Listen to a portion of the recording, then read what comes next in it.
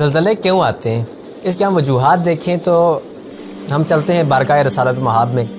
کہ حاکم نے مستدرک کے اندر ایک روایت بیان کی ہے کہ لوگوں نے حضرت عائشہ رضی اللہ تعالیٰ عنہ سے پوچھا کہ یا ام المؤمنین یہ زلزلے آنے کے اسباب کیا ہیں، ان کی وجوہات کیا ہیں؟ تو آپ نے فرمایا کہ میرے سرکار اسلام نے ارشاد فرمایا کہ جب زنا عام ہو جائے گا،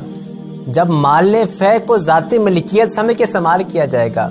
اور جب یتیم کے مال کے اوپر قبضے جمائے جائیں گے،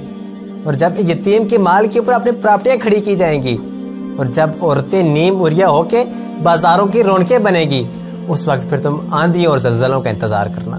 آج ہم دیکھ لیں مسلمانوں کی زدو حالی کا حال، مسلمان کس وہ پستی کے دل میں پھنسے ہوئے ہیں۔ آج ہم دیکھ لیں تورا بورا میں، ناگن ساکھی میں، ہیروشیما میں، فلسطین میں، عراق میں، برما میں، افغانستان میں، یہاں کشمیر میں آپ دیکھ لیں کون سا ظلم مسلمانوں پہ نہیں ہو رہا ہے یار، کون سی قیامت نہیں ڈائی جا رہی ہمارے اوپر۔ اگر اس کے ہم بیسک ریزن دیکھیں، اس کی بیسک وجہ دیکھیں تو اس کی وجہ اور کوئی نہیں ہے، یہ خود ہم آپ ہی ہے۔ وہاں 313 تھے، ہزاروں کو ہرا دیا، ہزاروں کو شکست دے دی، لیکن آج اب مسلمانوں کی جو تعداد ہے وہ 1 ارب 50 کروڑ ہے، اور جبکہ یہود کی ہے اس ٹائم آبادی تقریباً یہودی اس دنیا میں تقریباً 50 لاکھ کے قریب ہیں،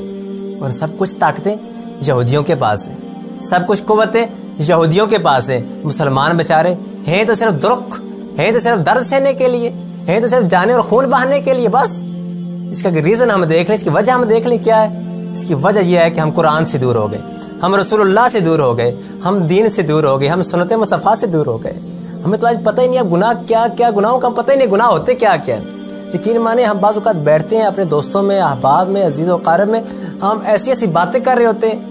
غیبتیں کر رہے ہوتے ہیں، تہمتیں لگا رہے ہوتے ہیں، چغلیاں کر رہے ہوتے ہیں، دل آزاریاں کر رہے ہوتے ہیں، بلا ٹینشن، بلا کسی پرواہ کے کہ یہ بھی گناہ ہے، یہ بھی گناہ ہے، یہ بھی گناہ ہے۔ ان چیزوں کو ہم نے بالکل ایک سائڈ پہ رکھ دیا ہے۔ تو آج یہ وقت ہے، یاد رکھیے گا، وہ وقت آئے کہ زمین پھٹ جائے اور ہم زمین کے اندر اتر جائیں، اس وقت سے پہلے کہ آج ہمیں اپنے سر کو جھکانا ہوگا، اپنے مالک کو راضی کرنا ہوگا، آج رب کی طرف پلٹ کے آنا ہوگا، اور آج مالک کی دہلیز کے اوپر اپنے جبین کو رکھنا ہوگا۔ یاد رکھیے گا، یہ وقت زندگی میں بار بار نہیں آتا، ایک مرتبہ یہ موقع ملا ہے، اور اس موقع کا فائدہ اٹھاتے ہوئے اللہ کو راضی کرنے کے کاموں میں لگ جائیں۔ اللہ پاک ہمیں رسول اللہ صلی اللہ علیہ وسلم کی سچا